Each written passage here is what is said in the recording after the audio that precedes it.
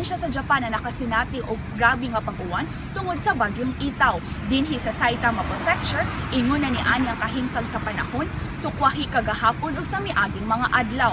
Miisyu ang kagamhanan sa Japan og third emergency warning, lakip na ang pinakataas na flood warning tungod sa pag-awas sa mga sapa.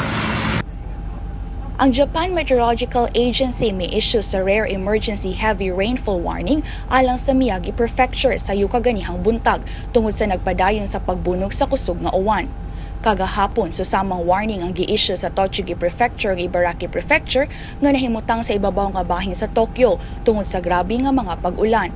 Kagahapon sa hapon miawas ang Kinugawa River diin 25 ka mga tawo nga gikatahong missing tungod sa pagbaha, samtang gatusan na nagpaabot nga ma-rescue. Sa Tochigi Prefecture, usa ka landslide ang nahitabo sa Kanuma City kagahapon, usang gikatahong namatay ug usang gikatahong naangol.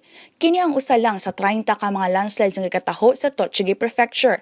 Gimando ang mandatory evacuation sa 85,000 ka mga lumulupyo sa Miyagi, Fukushima, Yamagata, Tochigi ug Ibaraki Prefectures. Ang bagyong Itaw may landfall sa Chita Peninsula sa Aichi Prefecture niadtong Miyerkules sa alas 10:22 sa buntag diri sa Japan. Apan lain na usab na mga pag-ulan ang nibulga sa Hokkaido sa Northern Japan tungod sa lain nga usab na bagyo nga may international name nga Kilo nga paingon sa maong lugar. Gikan diri sa Japan alang sa Aksyon Bisaya, kini si Sheila Pasinio.